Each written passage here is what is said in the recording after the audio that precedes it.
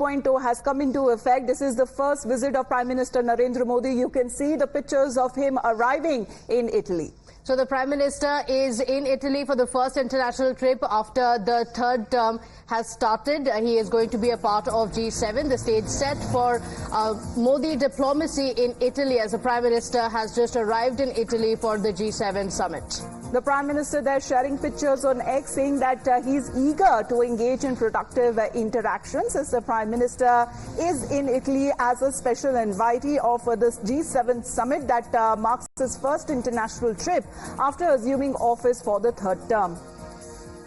So he has spoken about being accompanied by a high-level delegation, underscoring the significance of this summit for India's diplomatic and economic engagements on the global stage. During the G7 summit, the Prime Minister will be participating in an outreach session focusing on critical issues such as artificial intelligence, energy and Africa.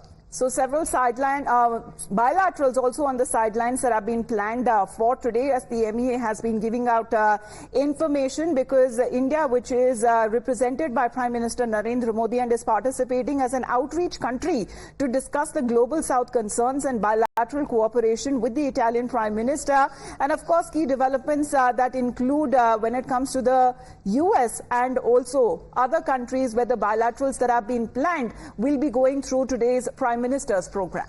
Our colleague Rishabh is joining us with the updates. Rishabh, this is the first international visit of the Prime Minister after taking oath for a historic third term. The G summit taking place in Italy. What's going to be on the agenda? Also underline the significance of this visit.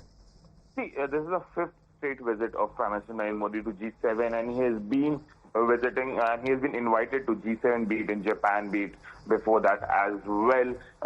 The first visit for an Indian Prime Minister came in 2007 when Germany invited Indian Prime Minister, and the then Prime Minister Dr. Manmohan Singh went there.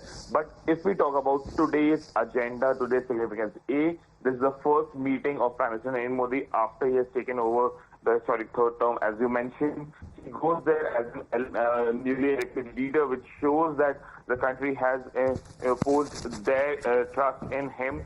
And when he'll be discussing Africa, when he'll be discussing AI, when he'll be discussing Global South for that matter, that will be very, very impactful. The issues like the West Asia, for example, Israel-Gaza conflict, issues like Europe, where Ukraine-Russia conflict is still ongoing, these issues will be there, and India is looked at as a neutral partner and hence heard. Apart from that, there are important bilaterals: India-France, India-UK, India-US, India-Germany.